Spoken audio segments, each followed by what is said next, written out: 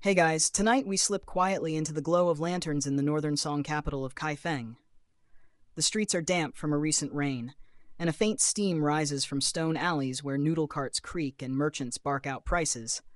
Paper lanterns bounce in the breeze like floating moons, and you, wide-eyed and a little disoriented, are dodging lacquered sedan chairs, peddlers selling candied hawthorns, and whispers about something oddly thrilling. Money that flies. No, not literally flapping coins with tiny wings, but something almost as absurd to the medieval mind. Flying money, they call it. A rumor. A rebellion, depending who you ask.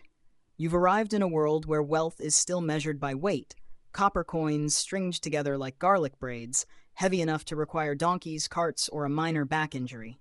Kaifeng, for all its elegance and Confucian poetry, is also a place of friction. The markets buzz, but so do complaints. Merchants grumble. Caravans clog the city gates. Bankers wring their long sleeves in frustration. Everyone, it seems, is exhausted. By taxes, by travel, by having to carry literal sacks of cash to buy a barrel of soy. You probably wouldn't last a day here. Not just because of the foot blisters or the bewildering etiquette involving how to bow while chewing duck, but because the currency system is built for muscle, not convenience. Try tipping a street musician with 10 strings of coin. Hope you brought your ox. So, before you get comfortable, take a moment to like the video and subscribe, but only if you genuinely enjoy what I do here. And let me know in the comments where you're listening from and what time it is there. I love seeing how far this sleepy little channel travels. Now dim the lights, maybe turn on a fan for that soft background hum, and let's ease into tonight's journey together. You take a slow walk past the Imperial Treasury, its lacquered doors sealed tight under a waxy moon. Behind them, rows upon rows of stacked copper coins, stored like pickles in a bureaucratic jar. The sound of coinage being moved, a thunk, a scrape, a clink, is constant and deeply unrelaxing. Still, it's the heartbeat of the empire. The Song Dynasty, founded in 960, is many things. Poet-loving, tea-obsessed, administratively overambitious, but fiscally efficient is not one of them. The problem is painfully obvious. China's economy is booming. Urban markets, long-distance trade, private enterprise, everything's bigger and busier. But the currency? Still relying on heavy coins called cash, with square holes for stringing. Each coin is worth so little that even a simple purchase, say a bolt of silk, might require several pounds of copper. Merchants carry their fortunes in shoulder-sagging satchels, or worse, hire porters who charge a fee based on how many coins you make them lug. Wealth, in this world, is not just about what you have, but whether you can physically carry it. It's no wonder, then, that you start hearing whispers. Over bowls of hot millet and through the steam of communal baths, traders sigh and say, there must be a better way. One day, as you loiter by a spice stall, you overhear a scholar say, half mocking, half serious, why not just write it down? Write it down. A simple idea, a radical idea, an idea that could unravel empires or save them. Historians still argue whether the pressure came first from merchants or local governments. Some say it was the tax collectors who nudged the innovation forward. They were tired of counting sweaty strings of coin. Others credit ingenious businessmen in Sichuan who created their own paper notes out of sheer frustration. Either way, the copper was literally weighing everyone down. You pause by the canal. A cargo boat groans under sacks of coin meant for the border garrisons. A guard mutters that the transport costs more than the contents. You nod sympathetically, even though you're technically eavesdropping. It's not hard to imagine that the seeds of revolution, especially economic ones, are rarely dramatic. Often, they're just practical. Annoyance, after all, is history's favorite catalyst. And here in Kaifeng, you can almost feel it in the air. The tension between the old weight and the new lightness. Tomorrow, perhaps, someone will propose a slip of mulberry bark paper as a replacement for metal. Tonight, though, it's still just an idea flickering like a candle flame, fragile, ridiculous, and impossibly modern. You take one last look at the dark rooftops of the city, where paper dreams are beginning to stir. You wake early, rubbing the sleep from your eyes as Kaifeng hums to life outside. Somewhere, a rooster argues with a bell, and steam rises from street vendors already ladling hot congee into clay bowls. You sip yours slowly, the wooden spoon warm in your hand, and watch a tired porter stumble past, his yoke groaning under the weight of coins. It's not just one bundle. He's carrying hundreds, strings of copper discs, each threaded like dried persimmons. The man's back curves like a question mark, and he doesn't look old, just economically exhausted. You follow him through the dusty lanes, past stalls selling inkstones and embroidered slippers, until he reaches a merchant's shop, ornate but unassuming. They exchange words you can't quite hear, and then the real work begins. Untangling coins, laying them out, counting each one aloud in a soft chant. The process takes 20 minutes. The purchase, a chest of dried fish. That's when it hits you. This entire economy is built on weight, friction, and waiting. In the Northern Song, money isn't just money. It's a logistical event. Coins called wen, made mostly of bronze, are the standard. The empire has been minting them for centuries. Each one has a square hole so they can be strung together, usually in bundles of 100 or 1,000. This sounds tidy, but it isn't. The strings tangle. The cords fray. And merchants constantly worry about fake coins being swapped in. Every transaction becomes a little exercise in math, muscle, and mutual suspicion. You trail a banker through the market. His assistant carries a small wooden scale, carefully weighing each bundle of coins from customers. Even a tiny difference, caused by a worn-down coin, for instance, might throw off the total. Arguments erupt. Deals stall. Someone jokes that it takes longer to spend money than to earn it. Not surprisingly, you start seeing creative workarounds. Rich traders pay couriers to deliver their money ahead of time. Some deposit their coins with brokers and use handwritten notes to promise payment later. These IOUs, scribbled in elegant brushstrokes, are unofficial, unregulated, and oddly effective. Now here's your quirky fact of the day. Some of the earliest forms of banking were tea houses. That's right, places where you'd expect gossip and oolong actually became informal financial hubs. You'd meet your broker there, hand over your coins, and receive a note you could redeem elsewhere. It was crude, unstandardized, and depended entirely on trust, but it worked better than hauling 40 pounds of metal. Still, not everyone liked the trend. Older Confucian scholars looked at these informal notes and saw chaos. Money should be heavy, they insisted. That's how you feel its value. The government naturally was slow to respond. It liked copper. Copper was physical, tangible, taxable. You could melt it, count it, lock it up in vaults. But as trade boomed, especially in far provinces like Sichuan, something had to give. Historians still argue whether the central government's first response was innovative or simply desperate. Some say the state turned to paper notes to prevent coin shortages in remote regions. Others argue they were just chasing what merchants were already doing. Either way, you can feel it coming, like thunder rolling in from distant hills. The porter you saw earlier finally sits down to eat, his coin-stained palms resting on his knees. He's sweating, his shoulders slump, and in that exact moment you realize this entire system is literally backbreaking. You finish your kanji. The street bustles louder now. Somewhere, a child plays with discarded coin strings like jump ropes. Across the road, a man uses a stack of old coins to prop open a door. They're everywhere, yet they're also a burden. You squint toward the western gate where a caravan's wheels squeak under strain. If only money could fly. If only you could carry it in your sleeve. If only it didn't require a mule just to buy mulberries. The idea of paper money isn't here yet. Not officially. But the complaints are. And complaints, in history, are the first winds of change. You spend your afternoon meandering through Kaifeng's market district, the air thick with incense, roasted chestnuts, and casual exasperation. Everywhere you go, someone's complaining about money. A butcher groans over counterfeit coins. A rice dealer mutters that he has to pay extra for a guard to escort his coin-laden wagon to the next town. Even a fruit vendor sighs. If only money were light enough to carry in a fan. You duck into a tea house for shade and gossip. The walls are covered with calligraphy, and a stringed zither hums softly from the corner. A group of traders huddle near the back, sipping bitter brews and gesturing with stained fingers. You lean in without meaning to, and their voices drift your way like jasmine steam. The jiaozi, one says, they're using it out west. Issued by merchants. No coins involved. The others snort, skeptical. Paper money? What if someone spills soup on it? But you can tell. They're curious. Tired, yes, and skeptical, but curious. The seeds of revolution are being passed around in porcelain cups. Let's be clear. The first paper money wasn't invented by the emperor or some bureaucrat with an abacus. It was born from merchant misery. In Sichuan, particularly in Chengdu, the burden of moving coins across long mountainous trade routes had become unbearable.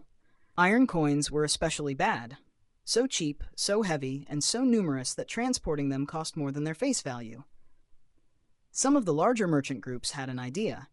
Instead of dragging coins around, why not just deposit them at a reliable shop and receive a slip of paper stating how much you had?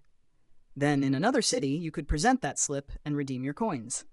It wasn't exactly elegant, but it worked. These early exchange notes were called jiaozi, literally delzi, meaning exchange certificate. They were handwritten, sometimes stamped, and mostly trusted. They weren't legal tender yet, but they were quickly gaining popularity among traders too weary to haul iron and too impatient to count strings of coin. You find yourself on the road to Sichuan, trailing a small caravan of paper note users. The terrain gets rough, steep ridges, clattering bridges, forests that whisper. You hear merchants trading jiaozi like candy wrappers, laughing about how they'd never go back to coin if they could help it. There's something strangely modern about this moment. These slips of mulberry paper, hand-inscribed and stamped, feel like ancestors of the debit card, the check, the wire transfer.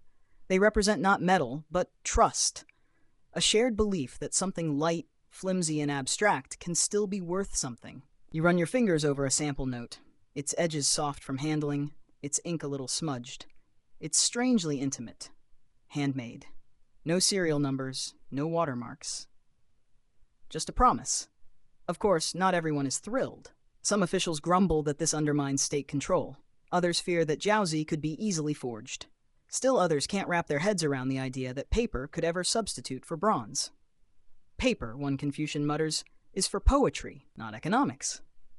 You imagine him later, scowling into his scrolls, while secretly wishing he didn't have to drag 10 pounds of coin just to buy ink. Historians still argue whether these early merchant notes were born from necessity or audacity. Did the Sichuanese simply run out of options, or did they glimpse a future no one else dared imagine? You pass a dusty shrine tucked into the roadside cliffs, its incense curls spiraling upward. Someone has tacked an old jiaozi note beside the offering bowl, a quiet kind of reverence. The gods, apparently, take paper now. Evening comes, and you camp with the traders under a moon that looks suspiciously like a faded coin. They joke about issuing their own paper to prank their friends. But underneath the laughter is real anxiety about forgery, value, and the future. After all, what happens when your money folds instead of clinks? As you drift off by the firelight, a merchant mutters, "Sooner or later, the government's going to want in." You don't know it yet, but he's right. Morning breaks over Chengdu, with the lazy swagger of a city that's been printing its own money long before it was fashionable. The streets bustle gently, not in chaos, but with the practiced rhythm of a place that's figured out its own rules. Paper notes exchange hands with almost no fanfare now. What was once an experiment has become habit. You trail behind a tea merchant through narrow alleys, where bamboo bird cages swing from windows and the smell of star anise lingers like a perfume.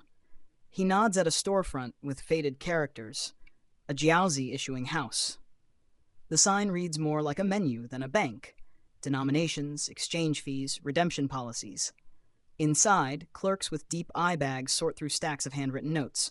Each one is marked with the name of the issuer, the amount, and sometimes a bit of personal flair. A sketch, a red stamp, a poetic flourish. You reach out and touch a freshly inked jiaozi. It's warm from the press, thin, fibrous, and surprisingly dignified. A document of belief more than law. Here's your mainstream historical fact. The earliest paper notes issued in Sichuan around the early 11th century were not created by the state, but by powerful merchant guilds. These notes served as promissory receipts, and their value was backed entirely by the reputations of those who issued them. It was a decentralized system that ran not on imperial command, but on communal trust. It worked, mostly. You witness a mild panic unfold when a traveling merchant tries to redeem a note from a now defunct issuer. The clerk sighs, shrugs, and offers tea in place of restitution. The merchant sulks, staring at the worthless slip. It's a soft failure, but a failure nonetheless. That's the problem with a trust-based system. What happens when the trust collapses? The local authorities have started to notice. Not just the paper trail, but the growing influence of these unofficial banks. Some whisper that the merchant guilds are becoming too powerful, their currency spreading faster than tax collectors can account for. You catch a glimpse of an imperial envoy riding through the streets, robes pressed, expression unreadable. He stops at the issuing house, lingers. The scent of politics swirls like incense. Historians still argue whether the Song court was genuinely excited by the innovation or just annoyed they weren't getting a cut. What's clear is this. By the 1020s, the state decided to get involved. The government didn't ban jiaozi, they co-opted them. They created official bureaus to issue standardized paper notes, backed by real coin reserves. These new notes bore seals, serial numbers, expiration dates, and specific design features meant to prevent fraud. They were no longer scribbled promises between friends. They were policy. You sit on a bench near one of these government jiaozi bureaus, watching as scholars and guards file in and out, clutching notes like they're holding live birds. The air smells of ink and tension. The bureaucrats naturally love the idea of order. Paper money is easier to store, transport, and regulate. It allows them to extend the state's reach into regions where copper coin is scarce or hoarded. For the first time, wealth can be printed. And that's a little terrifying. A clerk gives you a quick tour. You pass through rooms stacked with mulberry pulp, inkstones, brushes, and wooden blocks carved with elegant characters. The presses aren't mechanical. They're human-powered, slow, meticulous. The notes are dried on bamboo racks and dusted with powder to prevent smudging. Each bill feels deliberate, handmade, yet authoritative. You notice something odd. Every official note has an expiration date, usually about 2 or 3 years.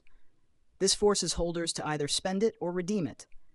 It's an early attempt at anti-hoarding economics, but also a subtle way to remind people that the state, not the people, owns the value of the currency. You leave the bureau with the faint smell of ink in your hair and the eerie sense that the ground beneath the economy has shifted. It's not just about coins anymore. It's about confidence. Paper is cheap, but belief, that's where the real value lives. Outside, a man uses an old jiaozi note as a bookmark. Another folds one into a paper fan. Children trade scraps like game cards. You smile, but there's a whisper of danger in the air. Because when money becomes memory, it can vanish just as quickly. You return to Kaifeng weeks later, the scent of Sichuan pepper still clinging faintly to your robes, and things already feel different. The city hasn't changed, same crowded streets, same clatter of wooden sandals, but there's a hum now, beneath the noise. A paper hum. Official paper. The imperial government, never known for its speed, has moved with rare swiftness. Printing houses have opened like mushrooms after rain. New positions, inspectors, verifiers, ink guardians have been invented practically overnight. The Ministry of Revenue now talks more about brushstrokes than bullion. You find yourself on Scholars Row, a quiet corridor near the Hanlin Academy, where students and civil servants debate the finer points of policy under trees older than their ancestors. Here, the conversations aren't just about Confucius anymore. They're about counterfeit detection, watermark design, ink thickness. Yes, really. Printing has always been a respected art in China. Woodblock printing, movable type, it's old news by the Song. But now, the imperial presses are humming with an urgent new mission. Make money that looks too good to fake. You're ushered into a secured wing of one such print shop. The air is damp with ink and thick with secrets.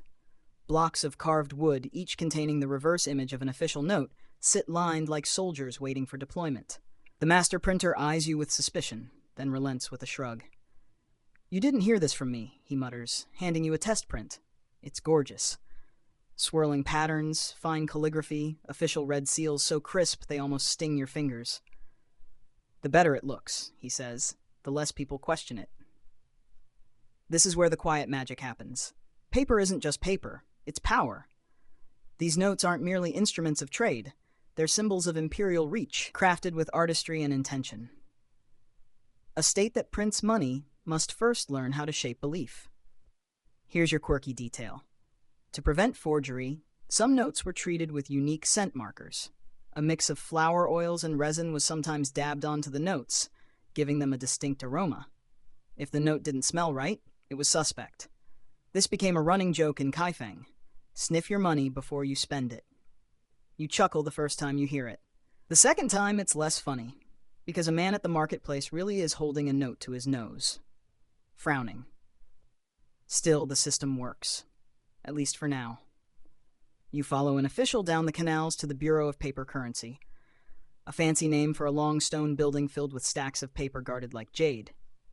Here, large denomination notes are held in vaults, and inspectors roam with magnifying glasses, checking for smudges, ink bleeds, irregular cuts.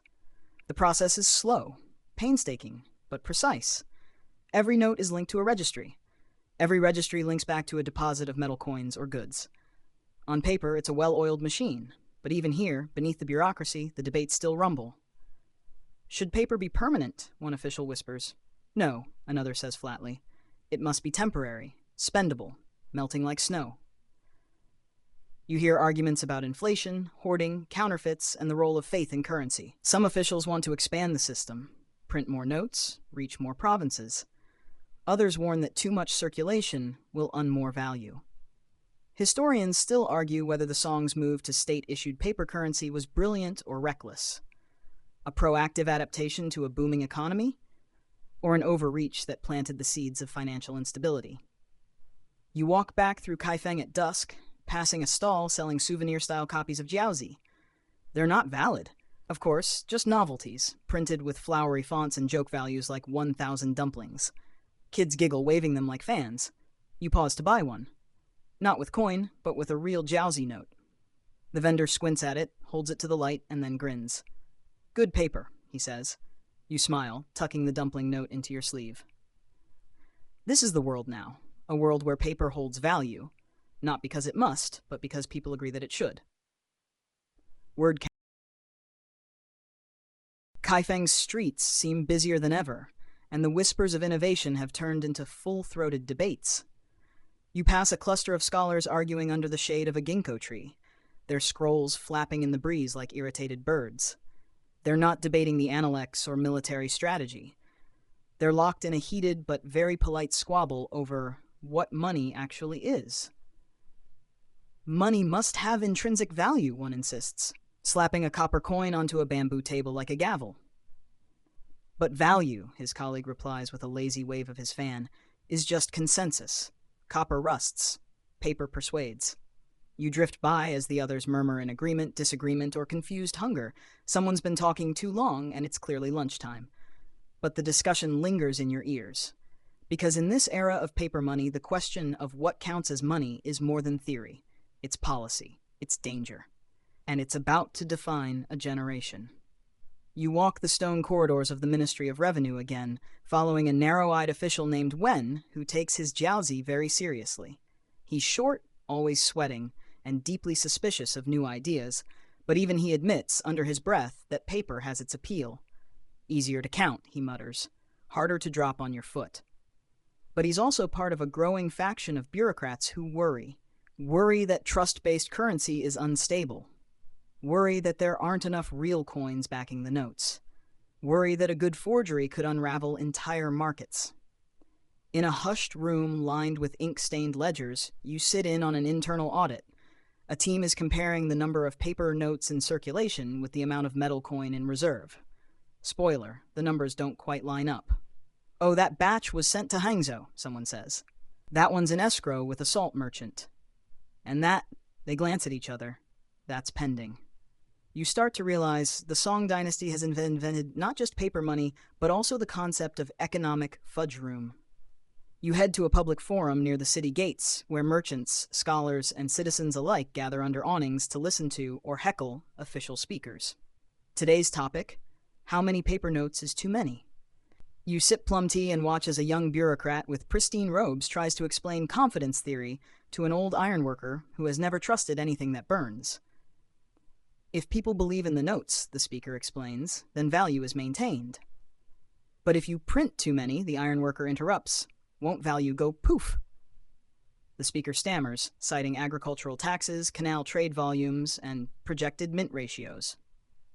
The crowd nods politely and then starts asking about soup prices. You catch a few side conversations that seem to be developing into side arguments. One woman mutters that her husband was paid in paper last month, and it already buys less fish than before. Historians still argue whether the Song government truly understood the concept of inflation. They certainly had words for price changes, but the deeper dynamics, supply velocity, value dilution, were still embryonic.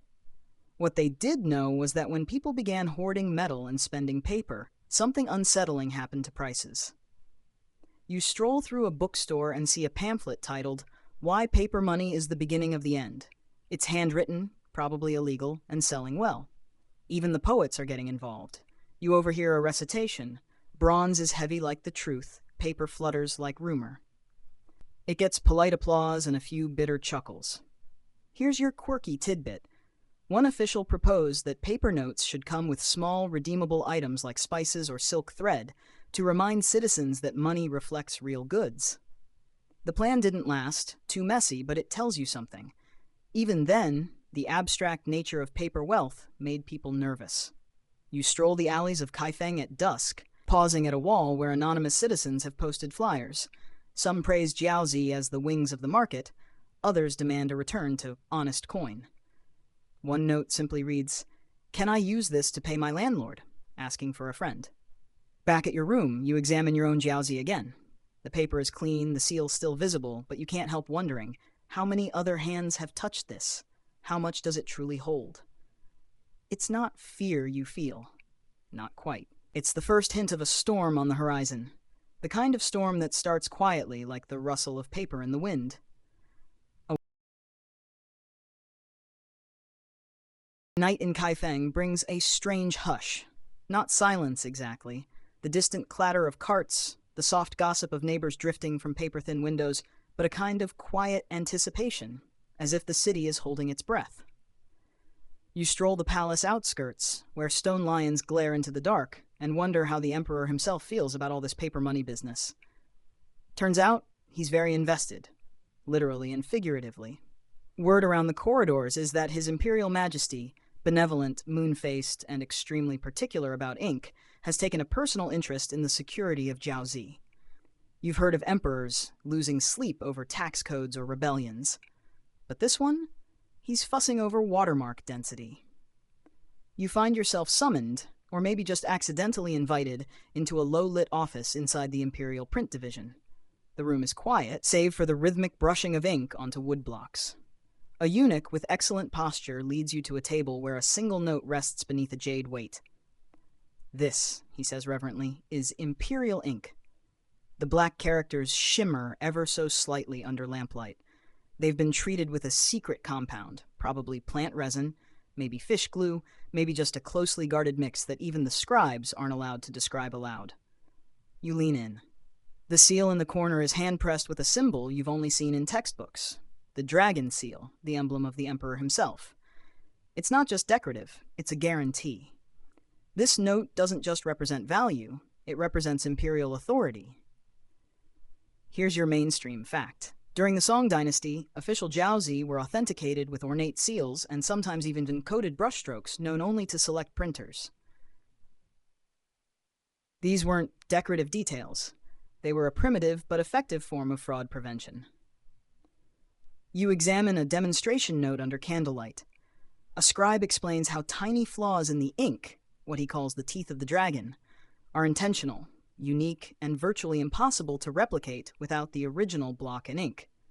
It's like a fingerprint for money, made of pulp but enforced by bureaucracy and dragons.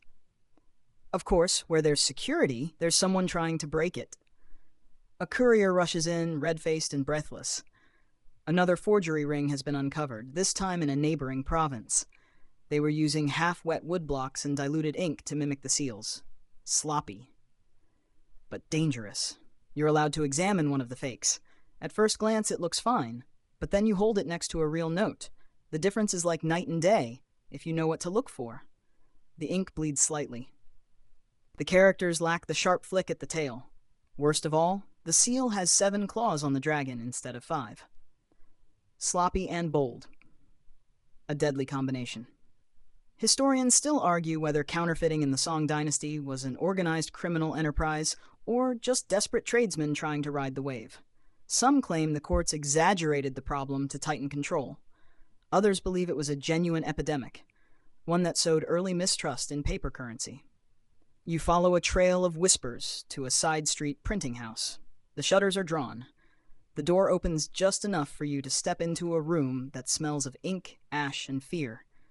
Inside, a teenage boy is carving characters into a woodblock with a knife far too dull for the task. He jumps when he sees you, drops the tool, and nearly knocks over a stack of fake notes drying on bamboo racks. He's not a criminal. He's terrified. His father owes money. The real coins are gone, and the family is betting everything on passing off 5 notes that might fool a sleepy fish vendor. You leave without reporting him, but the image stays with you. Back at the official bureau, there's a new proposal on the table. Add colored thread to the paper pulp before printing. It'll be random, visible, and extremely hard to replicate. The idea is radical. The scribes groan. But the emperor is said to be intrigued. You sit through a demonstration where officials examine paper under magnifying lenses, nodding solemnly at each embedded red fiber like it's a treasure. One even claims, "A true note smells like pine." Whether that's true or not, you'll never forget the look on his face. Proud, sleepy, and slightly ink-drunk. As you walk home through the moonlit streets, the night feels a little heavier. Not with fear, not with danger, but with the weight of a new reality. A world where money is no longer something you hold, but something you have to prove.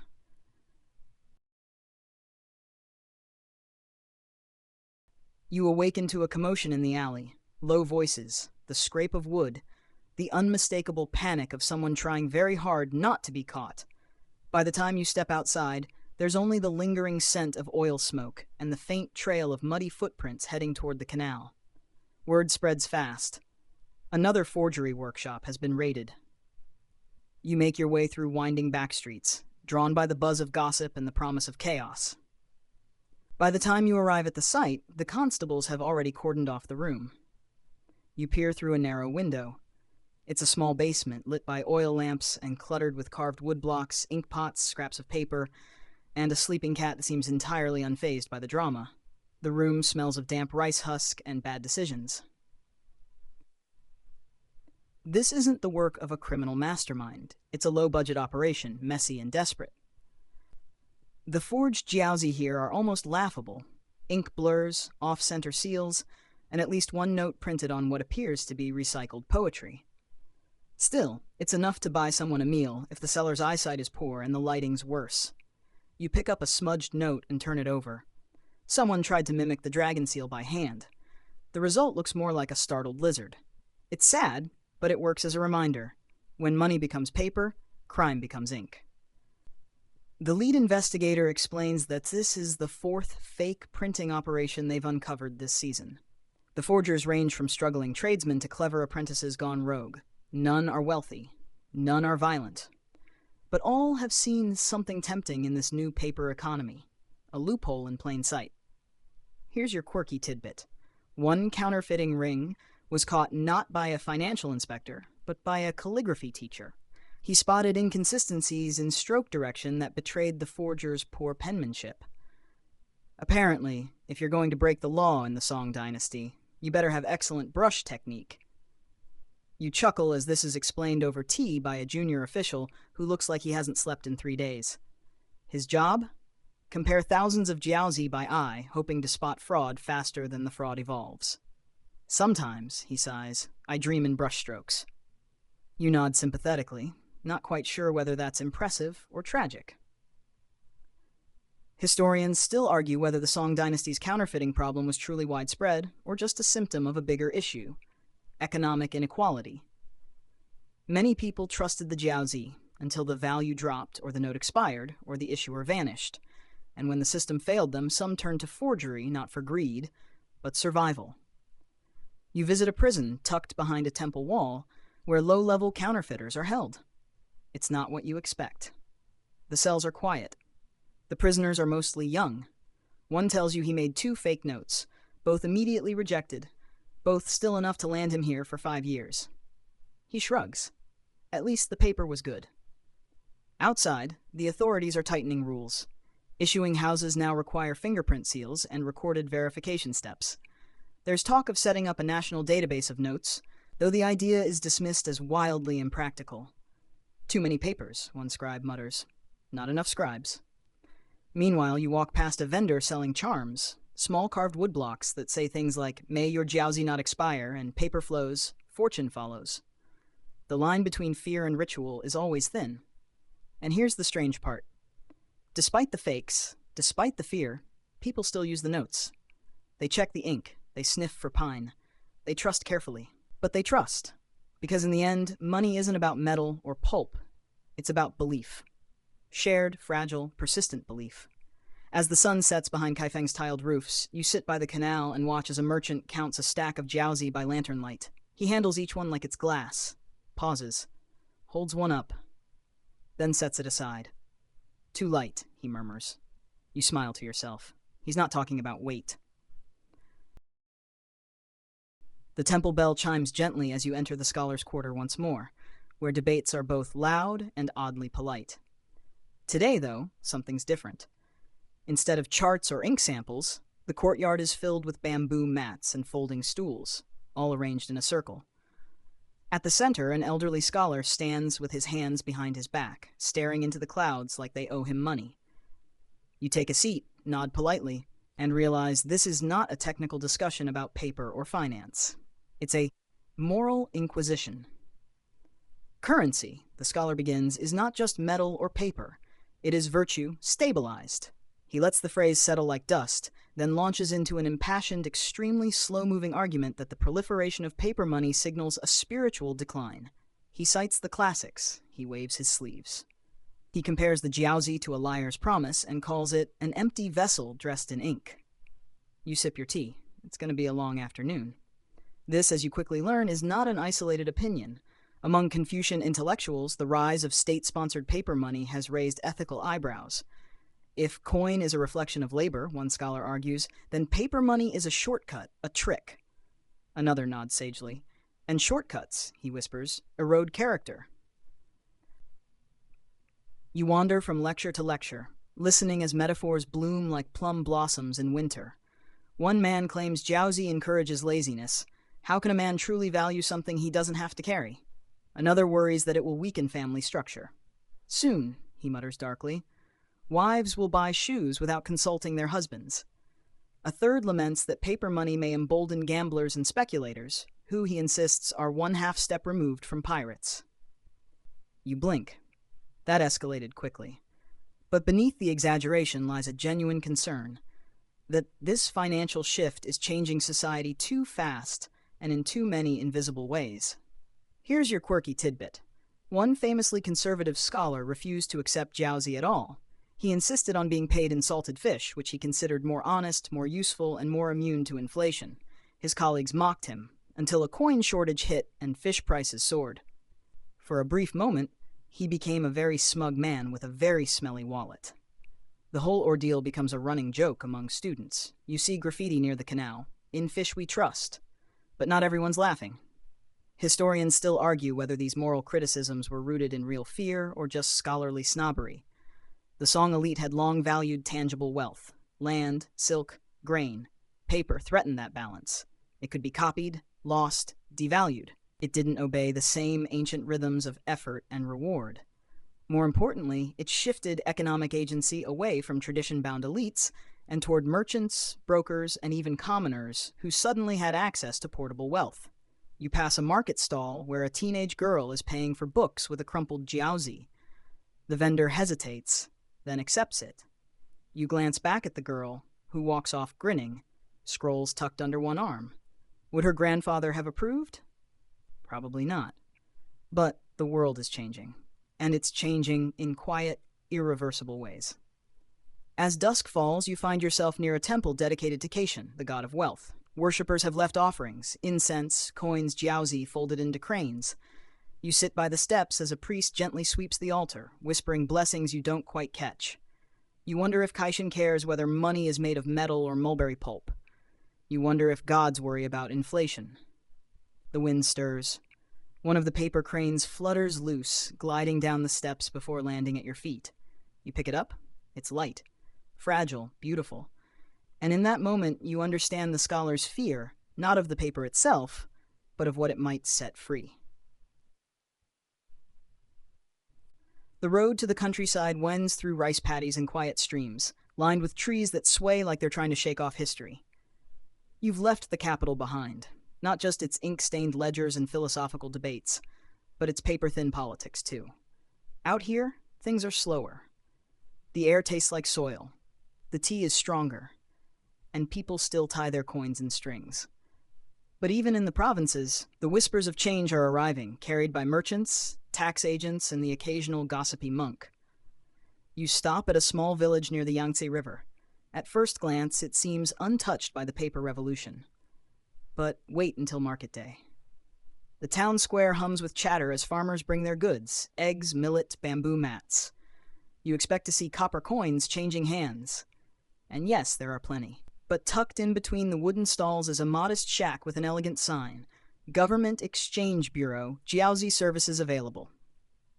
You blink. Even here, inside, 2 clerks are processing notes. One is young and too cheerful. The other has the tired look of someone who's explained, yes, it's real money 40 times today. You watch a rice farmer cautiously approach the counter. She's clutching a crumpled jiaozi like it's a frog about to jump. The clerk inspects it, nods, and hands her a small wooden token. "That's your rice credit," he says gently. "Bring it to the next stall." And just like that, paper has bought produce. The system is clunky, but it works. Local governments, under imperial guidance, have started opening these exchange bureaus across the countryside. Their job is simple: accept jiaozi in exchange for real goods, or issue new notes when copper is scarce. This is the frontier of financial trust. You speak with a grain tax collector who grumbles that he's now expected to accept jiaozi and know how to verify it. "It's like being a farmer and a scholar at the same time," he mutters. "I didn't sign up for poetry in my payments." Still, even he admits it's better than lugging sacks of coin through mountain passes. The mule is happier too. Here's your quirky tidbit. In some districts, villagers began naming their pigs after the type of paper note that bought them.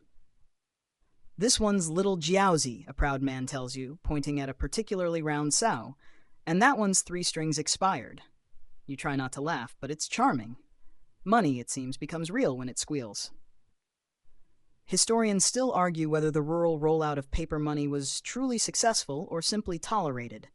Adoption was uneven. Some regions embraced the new currency. Others resisted.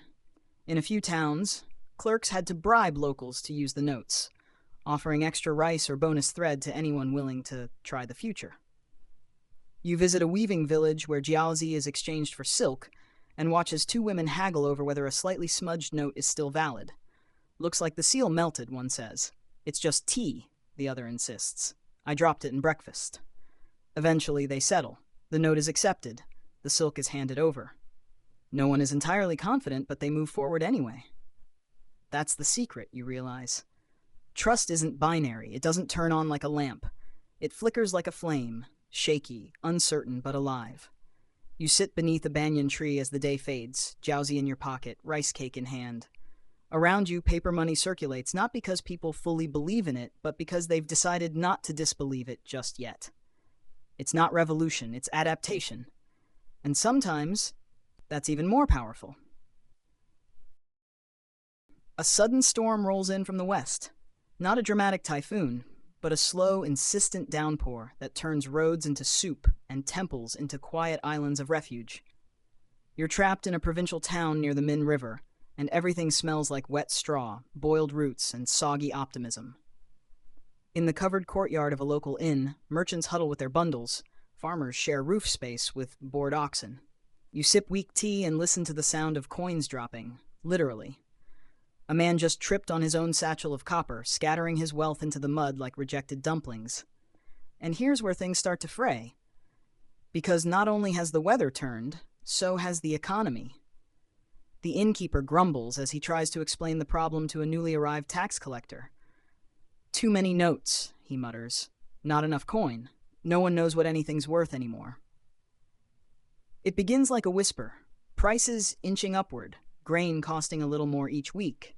Then suddenly, merchants are refusing jiaozi altogether unless they're fresh, sealed, and accompanied by at least 2 witnesses and a lucky charm. You pull out your own note to pay for a bowl of soup. The boy behind the counter frowns. "We're only taking coin today," he says, "or dried mushrooms." You blink. "Mushrooms," he shrugs. "They don't expire." Here's your mainstream fact. A combination of natural disasters, local rebellions, and a surge in overprinted jiaozi triggered a confidence crisis in certain provinces during the late Northern Song period. The government had issued too many notes in response to supply disruptions, but the underlying coin reserves weren't there to match. This wasn't a complete collapse, but more of a slow hemorrhage, one that bled trust across counties like ink soaking through rice paper. And when trust leaks, so does value. Historians still argue whether the overprinting was strategic or desperate. Some believe it was a temporary stopgap to fund emergency relief during famines. Others argue that once the printing presses were running, the bureaucracy simply couldn't stop itself. You sit in on a local administrators' meeting. The room is small, smoky, and tense. Someone's yelling about price stabilization. Another suggests limiting note circulation by district. One elderly scribe proposes making jiaozi redeemable for soup. It's not a great meeting, and yet they try. These aren't villains or fools, just tired men with too little coin, too much paper, and a shrinking toolkit. You ride to the next town over, hoping for clarity. Instead, you find panic. The market is open, but quieter than usual. People clutch their notes like fading promises. A fish vendor has posted a sign. No jiaozi, no bargains, no exceptions. You ask what's happened. "Bandits," he says. "Not just robbing wagons, burning jiaozi," says it's worthless. You ask if he agrees. He looks at you, then at the note in your hand. "Ask me next week." Here's your quirky tidbit. In one particularly imaginative province, jiaozi were cut into smaller pieces and traded like coupons, each slice representing a fraction of a note's value. Some were even bundled with pickled vegetables in what locals called snack bonds. Economically absurd, but weirdly practical. That's the thing with paper money. Once value becomes abstract, so does creativity. As the storm finally clears, you return to the inn. The air is thick with mildew and frustration. A traveling scribe is offering to rewrite damaged jiaozi to look more presentable. His calligraphy is excellent. His ethics, dubious. You buy him tea anyway. He's just trying to eat. The truth is, everyone's trying to make sense of a system unraveling quietly. There's no loud crash, no empire-ending explosion, just a slow, uneasy slipping of trust. A drip, drip, drip of belief into the gutter. And yet, tomorrow, someone will still try to pay with paper. Someone will still accept it, not because they must, but because they have nothing else. And that is its own kind of faith. You cross the river under gray skies, bundled in a damp cloak and seated between 2 silent soldiers on a cart full of scrolls. The war has come. Not directly, not loudly, but in waves. You feel it in the way people pause before speaking, how merchants look over their shoulders before untying coin pouches, how printing presses are being packed into crates and wheeled away like precious heirlooms. The Northern Song court is fleeing south. Kaifeng has fallen, and with it, the fragile confidence in the central currency system begins to splinter like bamboo in frost. The Jin invaders came swift and sure, and the Song were forced to retreat, imperial robes muddied, dragon seals hidden beneath blankets, and whole libraries of records abandoned in a panic. But not the printing blocks. No, those they took. Because even in exile, the Song believed in their paper. You arrive in Linan, modern-day Hangzhou, a lush, river-laced city with plum trees bowing under the weight of too many blooms. It's beautiful. It's wet. It smells like ink, desperation, and steamed fish. It's also now the new capital of the Southern Song. The palace has been re-established in a rush of reed mats and cautious optimism. New print houses rise along the canals. You hear the familiar thunk of wood blocks, the hiss of paper drying, and the quiet arguments of officials debating whether now is really the time to keep printing jiaozi. Spoiler, they do. You watch as weary scribes unpack crates from the north, seals, inks, ledgers, inkstones. The currency system is bruised, but not broken. The emperor, now even more symbolic than before, still signs off on new issues. You can take our land, one official mutters, but not our monetary policy. Here's your mainstream fact. After the fall of Kaifeng in 1127, the Song court re-established itself in the south and continued issuing paper currency, adapting the system to a new geopolitical reality. The southern Song maintained one of the most advanced fiscal systems in the world. On paper, quite literally. But the fractures were showing. Without the same mineral reserves, the new regime leaned harder on paper. And as production increased, so too did regional discrepancies, fraud, and inflation. You visit a merchant guild in Linan where traders from different provinces meet. One offers a note from the north. Another squints at it. "That's not valid here," he says, "but it's government issued." "Yes," the other replies, "but from the other government." Welcome to the fractured reality of parallel monetary systems, where trust is no longer national, but regional, and suspicion is the default setting. Historians still argue whether the Southern Song should have scaled back their Jiaozi experiment. Some say they had no choice. Coin was scarce, trade had to continue. Others claim it was a missed opportunity to restore balance through reform. You attend a tax hearing in a small village outside Linan. A farmer pleads to pay his levies in millet. The collector refuses. "Only paper," he says, "or silk." The farmer groans. Paper burns, silk unravels. The collector shrugs. So does the empire. It's not the reassurance you were hoping for. Here's your quirky tidbit. In a desperate attempt to restore faith, one regional governor ordered lullabies to be printed on the back of certain jiaozi, short poems about stability and prosperity. It was part propaganda, part public relations, and occasionally mistaken for wrapping paper. Still, some parents saved the notes for their children as keepsakes. You hold one now. The ink is faded. The poem reads, "Sleep, small one, wealth is near. In ink and stamp, there's naught to fear." You're not sure whether to smile or cry. Back in Linan, a lantern festival brightens the night. Crowds gather, jiaozi are exchanged for dumplings, and children launch floating candles down the canal. You spot a boy offering fake notes to impress a girl. She laughs, takes one, and gives him a real peach in return. And for a brief moment, everything works. Not because of policy, not because of printing, but because people still choose to believe, even if only for one night. You wake to the soft flicker of lanterns and the not-so-soft clamor of voices echoing from the marketplace.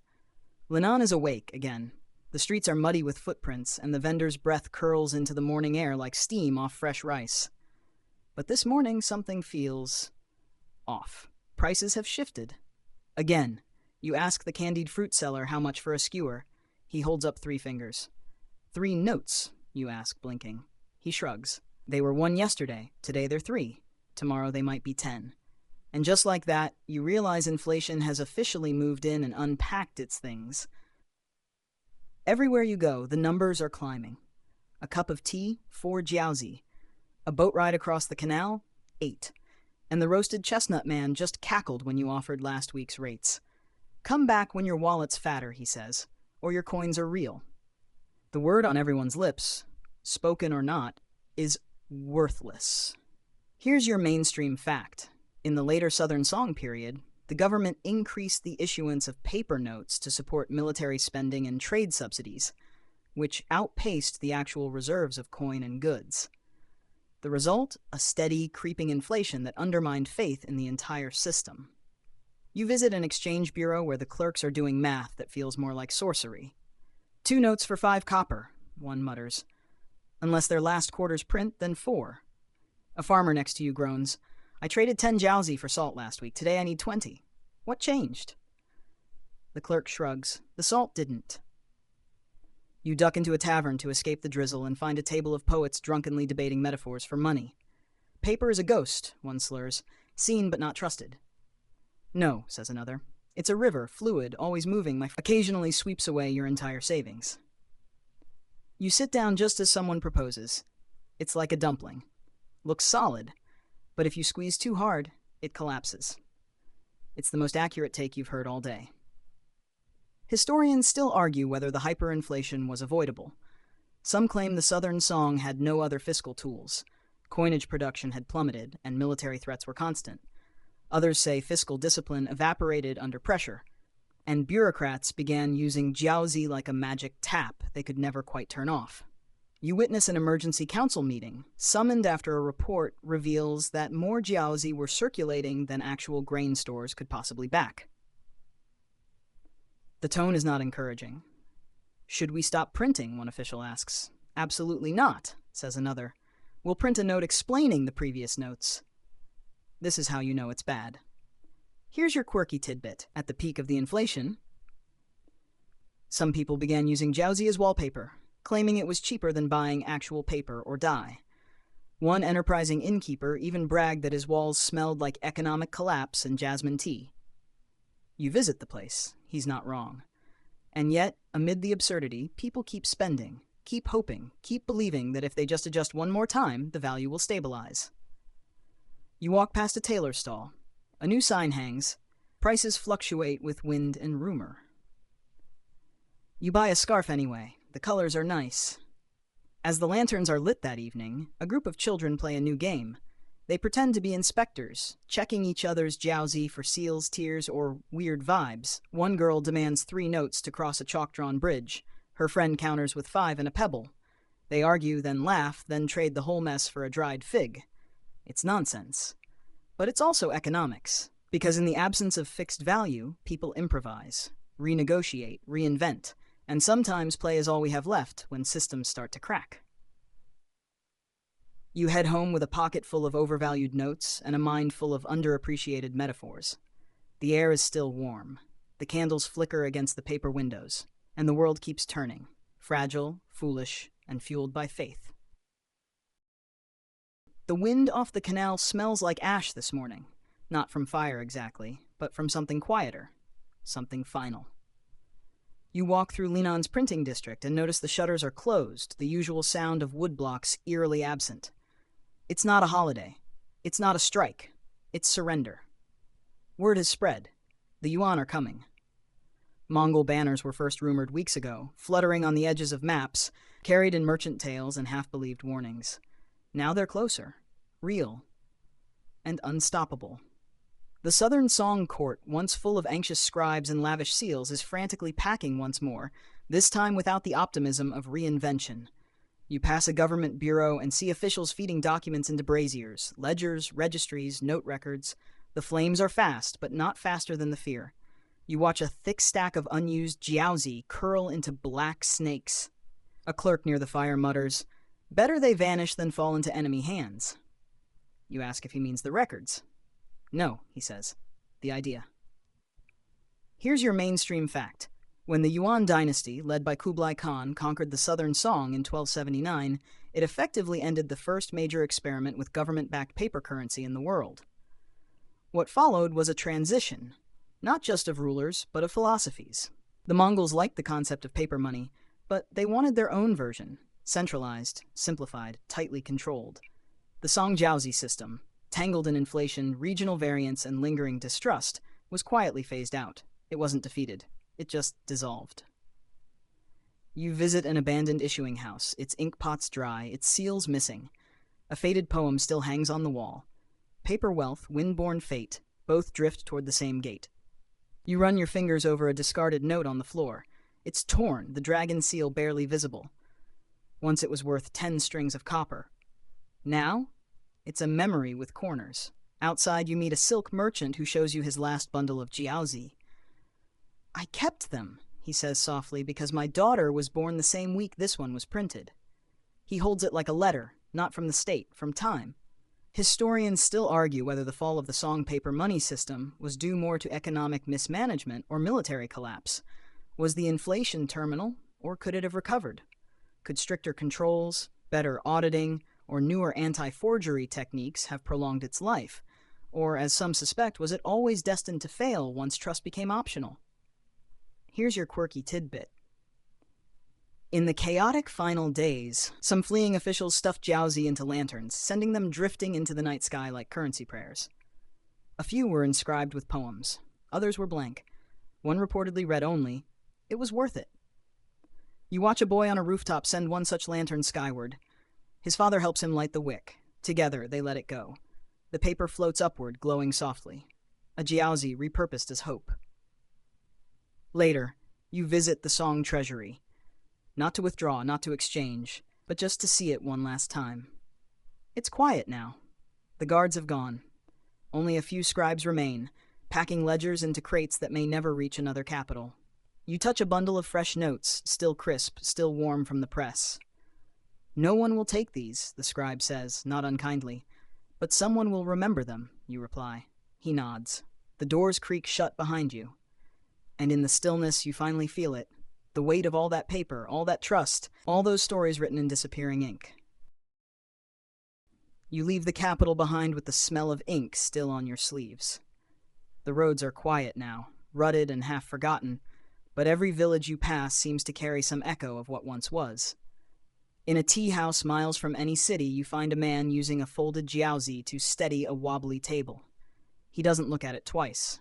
Another vendor nearby wraps a sweet potato in an old note to keep it warm. You can't help but smile. Even in obsolescence, paper money finds purpose. You drift through towns where memory lingers in odd corners. A schoolhouse with old lesson charts showing how to read a note. A temple with prayer ribbons made from discarded currency. A bookbinder who swears jiaozi makes stronger end paper than silk. Each fragment speaks to a former life, of belief, ambition, error, and effort. And in each of these places you see not collapse, but transformation. What was once money is now artifact. What once symbolized wealth now serves as souvenir, bookmark, wrapping, kindling. But it's not forgotten. Here's your mainstream fact. Though the Song Dynasty's paper currency ultimately failed, it laid the foundation for future state-issued banknotes across the world, influencing financial systems in Ming China, Mongol territories, and centuries later in the West. The concept, money backed by belief, survived. It just had to be relearned. Again and again. You stroll through a scholarly archive where modern historians carefully restore Song jiaozi. Gloves on, lights low. They don't laugh at the fragile notes. They respect them, because in those faded fibers lies a leap of imagination as bold as any empire. You stop to rest near a riverbank where a traveling merchant sits sharpening his penknife. He's quiet until he sees the note sticking out of your pocket. "Song jiaozi?" he asks, eyebrows raised. You nod. He chuckles. "My grandfather said they were either the smartest idea ever or the dumbest." "Which do you think?" you ask. He shrugs. "Depends on the day." Then he hands you a slip of paper, modern, crisp, full of serial numbers and holograms. "This," he says, "still flies, but it's not as pretty." Here's your quirky tidbit. In a small art exhibit tucked inside a bookstore, you find jiaozi origami, ancient expired notes folded into birds, boats, and blossoms. The artist calls it economic ephemera. You call it lovely, and somehow appropriate, because paper money, like all fragile things, isn't meant to last forever, just long enough to change something. Historians still argue about the exact moment the Song experiment unraveled, but almost all agree the fact that it even happened, that a medieval empire trusted paper with its soul, was remarkable, not because it worked forever, but because it dared to. Wind down. So now you settle into your bed, or your blanket, or your couch, or wherever you are, and you think about the quiet rustle of paper, the tap of woodblock on parchment, the ink-stained hands of an overworked scribe. You imagine the smell of warm rice, dusty coin, mulberry pulp, and distant jasmine. And you think, maybe money isn't about metal or number or stamp. Maybe it's about belief, this strange, shared willingness to say, yes, this matters. You picture a faded jiaozi folded into a bird resting on a windowsill. You imagine it catching a breeze and fluttering up, light as a thought, into the night sky. Somewhere behind your eyelids it soars, carrying 1,000 forgotten hands with it, not for value, for memory. And in that gentle moment, the past doesn't feel so far away. It feels soft and slow and close. Your breath evens out, your thoughts grow looser, your fingers go still. And all those details, the ink patterns, the seals, the silly snack bonds, the smudged seals, they begin to fade like a note in the rain. Fading, yes, but not lost. You did well to come here tonight. Now drift off, like paper in a warm breeze, light, quiet, and full of stories.